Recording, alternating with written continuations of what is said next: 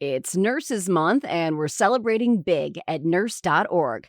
We're not just doing one giveaway, we're giving away hundreds of prizes all month long. That's right, you can win instantly and enter every single day. We're talking Amazon, Visa, Walmart, Starbucks gift cards, plus shoes, scrubs, and so much more from brands nurses actually love. Don't miss out. Head to nurse.org/win to enter now through May 31st. And make sure you're following at nurse.org on Instagram for even more chances to win all month long. Welcome to Club Nurse. I'm Colton Lord, your host. By you being here today, it shows me that you are someone who wants to learn, grow, laugh, connect, and just let your emotions flow. We are here to share real stories and hear real life experiences from real people. You are not alone in this, and Club Nurse is here to show you that. Don't forget to follow the show and share today's episode with someone you love. Now, let's dive into today's conversation. Welcome back to the Club Nurse Podcast. My name is Colton Lord, your host, and today we are going to cover some nursing news. If you have been following along in this podcast, you know that sometimes we cover nurse news, sometimes we have a guest on and they share what they are doing in the world of healthcare, sharing their nursing journey, or just, I've even had people on who are not nurses who share kind of from a patient perspective and what they've gone through in their health journey. But today is one of our nurse news segments, and I'm going to share with you 6 of the most up-to-date breaking nursing news stories on Nurse.org. If you are interested in hearing more, if something I say sparks your interest and you want to hear more about it, go to Nurse.org/news. You can find all the articles with in-depth information about these breaking news stories. And if there are any updates that happen with these stories, Nurse.org is great at updating those articles and keeping them fresh for you to review with the most accurate and up-to-date information. So let's dive into it. The American Nurses Association and 9 nursing groups sue the Department of Education over nursing's professional degree exclusion. We have talked about this multiple times in this podcast about the Department of Education not classifying nursing, post-bachelorette nursing programs as professional degrees. That is a very important designation. That title matters to be grouped in with those professional degrees, and it's all because of funding. So beginning July 1st, 2026, so in about a month, the rule would cap federal loan borrowing for nursing graduate students at $100,000 over a lifetime, which is half of the $200,000 cap available for law, medicine, and other professional degree fields, making it harder for nurses seeking a profession in or a degree in getting like the nurse practitioner or a certified registered nurse anesthetist. It really limits people from pursuing those degrees unless they have the financial means to do so, which a lot of people don't. A lot of nurses don't because a base pay for a nurse in this country is not what it should be. It's definitely not enough to just pay out of pocket for most people for a degree. A lot of people, most people need some kind of help, need to borrow money. And a lot of times, especially for CRNA programs, I know this, you're going to have to borrow more than $100,000 usually. I'm speaking generally here. So this lawsuit from the ANA asks a federal court to block the rule before it takes effect and parallels a separate challenge from 24 state attorney generals, raising the stakes for an advanced practice workforce already facing major shortages. So really, this is just making it harder for nurses to obtain advanced degrees, limiting the number of professional nurses in our workforce. And this was a post American Nurses official Instagram, the American Nurses Association, took to Instagram and made a post that says the American Nurses Association applauds coalition lawsuit against Department of Education and announces intent to file lawsuit. ANA, in collaboration with other nursing organizations, will file a nurse-forward lawsuit challenging the Department of Education's exclusion of nursing from the definition of professional degree programs in the final rule implementing federal graduate loan borrowing limits. ANA and its partners are committed to ensuring nurses retain full access to the federal loan resources necessary to obtain their education, and we will defend that commitment in court. Thank you, American Nurses Association, and thank you everybody who's out there on the ground doing this work because, again, First of all, let's just talk about how insane it is that we need a cap of $200,000 for borrowing. But that is just the fact. That is the truth. That is what the reality of our country and the education of seeking higher education in this country. It's expensive. And if it's something that you really want to do, you typically have to borrow money, and you have to borrow a lot of money.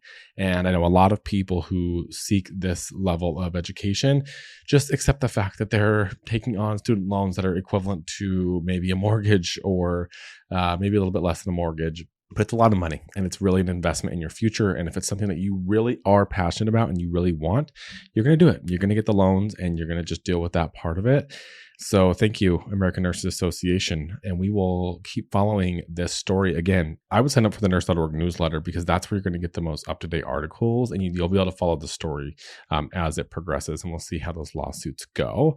All right, the next headline, fake nurses couldn't even take a blood pressure. A jury just convicted their boss.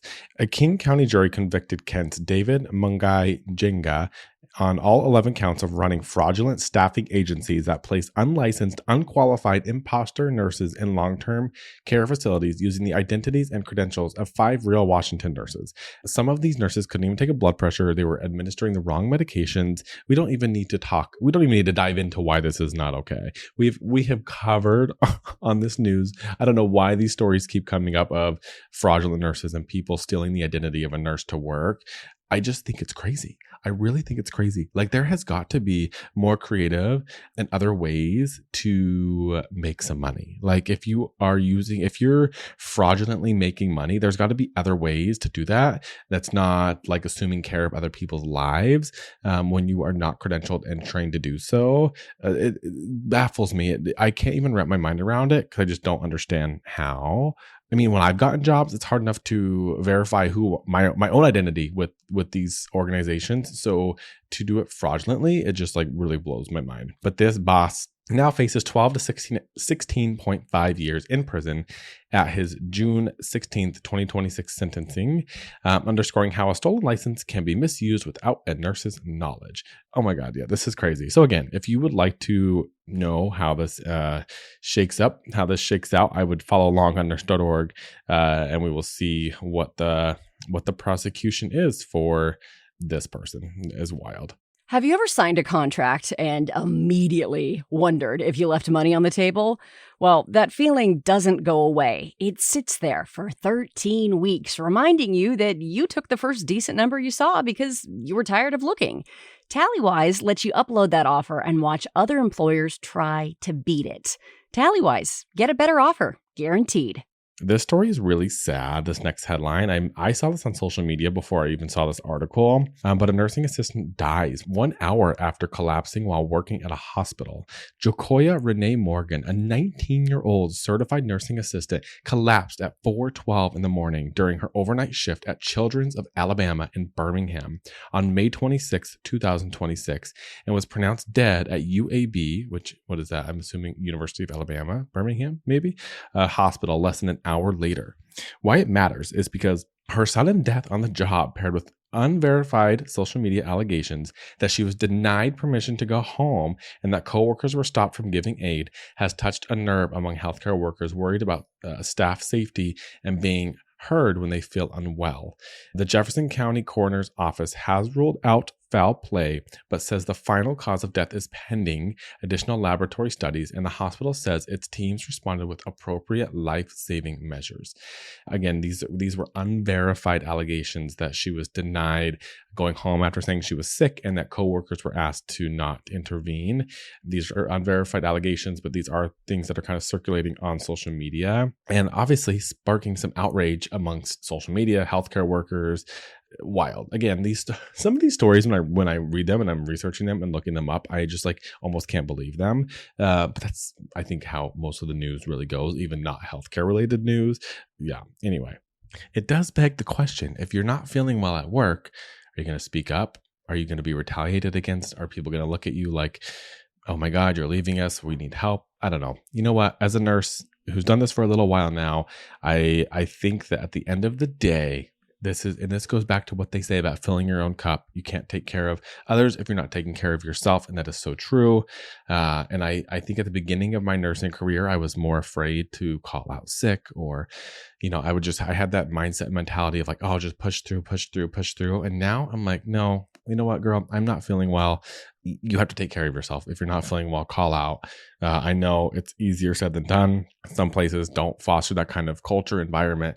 There are dynamics with managers, and I understand how difficult that may be. But I just got to say, you really have to take care of yourself first and foremost, or you become a patient. All right, we have 2 more stories to cover. Did I say 6 stories at the beginning? I think I only have 5 actually to cover. So that was 3. We have 2 more. This headline reads, California psych nurses just won safe staffing ratios after 27 years. California's mandatory safe RN to patient staffing ratios for acute psychiatric hospitals took effect on June 1st, more than 2 decades after they were required by safe staffing law. The California Nurses Association sponsored and won in 99. There were some loopholes, and there were nurses that were responsible for up to 24 patients during a single 12-hour shift. So wild stuff. I mean, yeah, like when you're taking care of a psychiatric population, understood it's not as like medically complex. You're not doing, a lot of the things that you do on a medical floor. But girl, that is hard, and a lot of those patients take a lot of time and resources, and it's not easy. I can't even imagine what these nurses go through, who work in acute, like inpatient psychiatric facilities. It is really hard work. It's a very vulnerable population. So safe staffing, yes, indeed, should be mandated in these facilities. The implementation was delayed after hospitals warned that more than 800 acute psychiatric beds would close immediately if the original deadline of January 31st was kept. Hospitals say complying will cost more than $145 million statewide. Permanent rulemaking is still ahead, and nurses say they will remain vigilant to prevent industry pressure from weakening the standards and are pushing for further improvements, including explicit pediatric ratios and protections for ancillary staff. I can't speak much to this. Like I said, I've never worked in an inpatient psychiatric facility. I remember doing my clinicals there. Just from my experience in an emergency department, I know how demanding it is, how difficult it can be, and how much time they deserve. A psychiatric patient is still having an acute illness. It should be treated as such, and they deserve the resources and to have safe staffing just as much as the next person does. All right. And the last thing I'm going to cover today, this is just, let's talk about AI. Oh my gosh. I know we're all so tired of hearing about AI, but we got to talk about it. AI failed to catch a nurse anesthetist stealing drugs for months. Coworker stepped in. So it was the human intervention that caught this, not the AI. There was a nurse anesthetist in Chattanooga, Tennessee, who was diverting fentanyl for over 4 months. And the hospital's AI-powered medication monitoring software, Sentry 7, never raised an alarm. This matters because Sentry 7 and similar tools are marketed to hundreds of U.S. hospitals as a safeguard against drug diversion. Yet here it was, human coworkers, not the algorithm, who caught the impaired nurse. The nurse did settle with the Tennessee Board of Nursing in November of last year, and it is accepting probation and drug counseling and faces no criminal charges, while experts debate whether the failure was software malfunction or user error. So if you want to know how they were finally caught, in June of last year, coworkers reported that the CRNA appeared impaired while on duty. According to the nursing board, he had slurred speech, appeared extremely tired, and was seen standing with his eyes closed and swaying, exhibited head nodding while standing upright, and appeared to have difficulty keeping his eyes open. I mean, girl, that's going to be me on the night shift.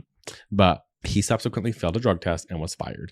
When the hospital audited his dispensing records over the 4-month period, it found approximately 5 instances when Sentry 7 did not flag missing drugs, plus additional inconsistencies between drug dispensing and waste documentation that the board said should have been flagged by the automated monitoring system.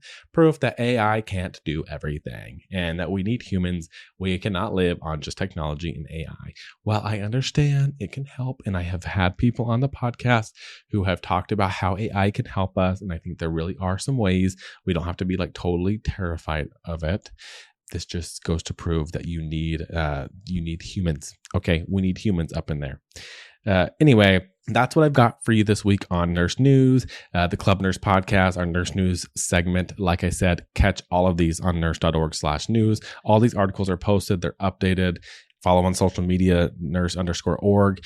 They really highlight a lot of these stories. They come out so quickly and make them accessible to you. And I think as a nurse, as a healthcare worker, while I don't think it's healthy to be overly saturated in all this information all the time, I do think it's important to stay in the know and to kind of keep your alarms up, keep the knowledge coming in. That way, you know what's going on, current events in healthcare. It is important. And that is what I will say. Thank you so much. My name is Colton Lord. This is the Club Nurse podcast, and we'll see you guys next time. Thank you. From the bottom of my heart, I wanted to thank you for being here at Club Nurse. I hope you gained something valuable from today's episode. And if you did, remember to share this episode with someone that you love. Follow me on socials at Nurse Daddies or Colton Lord 17. And be sure to follow Nurse.org to stay informed with all of the hottest healthcare topics. Until next time, take care of yourself the way you take care of everyone else. Love ya. Bye.